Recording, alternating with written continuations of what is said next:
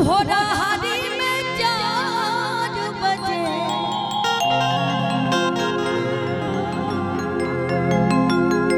छठ माई के कोहरा बाराते भोरा हारी में 4 बजे सैया लेके चले सैया लेके चले माथे पे तबूरा भोरा हारी में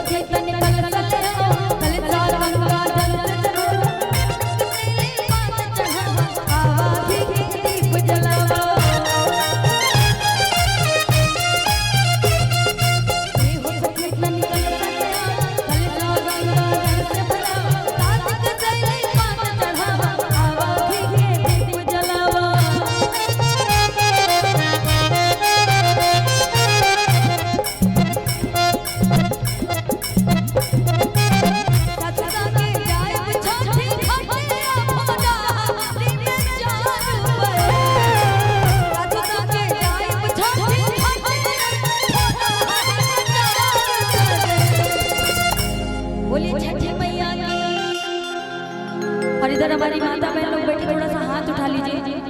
कुछ लोग व्रत भी होंगे, ताली बजा के अपनी अपनी सास के साथ जो जाना चाहे के सासू संगे जाई बुछाठे घाटे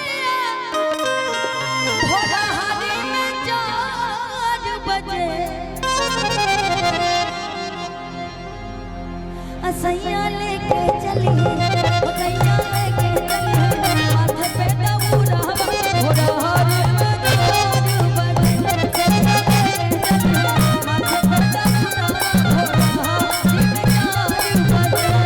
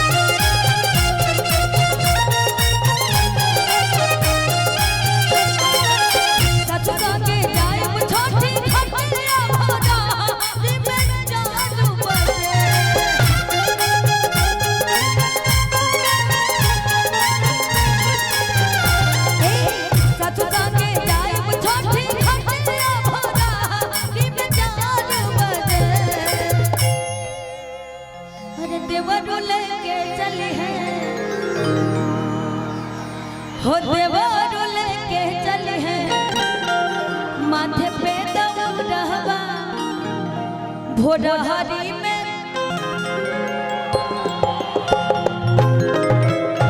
बोली छठी मैया की। कुछ क्या हुआ, फरमाइश है क्या? जी कौन सा दिखा दीजिए। अंगुरी में डसले पिया नगनिया रे। आइए अच्छा, इसके बाद तुरंत जी बिल्कुल खत्म कर लेने दीजिए। हाँ, तुरंत गाएंगे जी बिल्कुल। कि देवरू लेके चली है, माथे पे दौड़वा